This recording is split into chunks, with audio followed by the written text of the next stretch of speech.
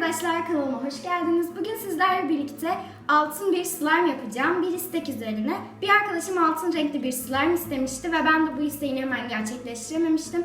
Çünkü boyalarım Konya'da kalmıştı. Ben de bunun üzerine gidip dün gratisten bu gördüğünüz altın renkli maskeyi aldım. Arkadaşlar, bu slime iki malzemeli olacak. Biri borakslı su, diğeri de tutkal yerine kullanacağım bu altın maske. Çünkü arkadaşlar, altın maskemizin içinde şurada gördüğünüz gibi Ponyville alkol var. Bu tutkal görevini görecek malzememiz.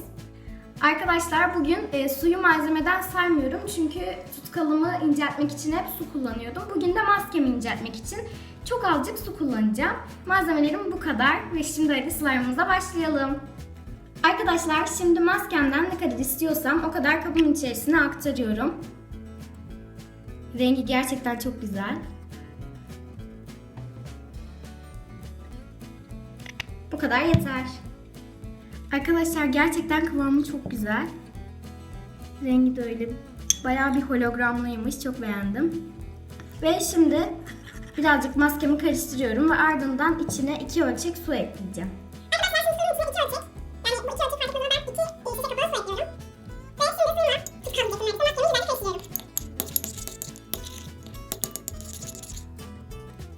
Evet arkadaşlar, suyumu koydum ve güzelce karıştırdım.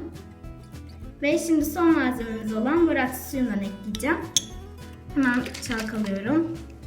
Bir iki damla yeterli olur şimdilik ve güzelce karıştırıyorum.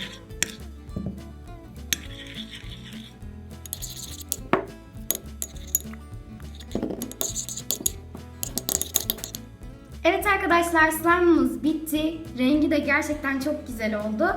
Ben bugün Be Beauty markalı bir maske kullandım. Siz dilediğiniz markada bir maske kullanabilirsiniz. Önemli olan içeriğinde Ponyville alkol olması. Bu çok önemli. Yoksa slime'ınız hiçbir şekilde tutkalsız olmaz. Gerçekten kıvamı da çok güzel. Ancak o kadar fazla borakslı su kullandım ki rengi de açıldı. Yani o ilk maskeyi koyduğum renkteki gibi olmadı. Ama gerçekten kıvamını çok beğendim. Maskeyle slime'ı deneyebilirsiniz. Umarım beğenmişsinizdir arkadaşlar. İstek videolarınızı yazmayı unutmayın. Hoşça kalın.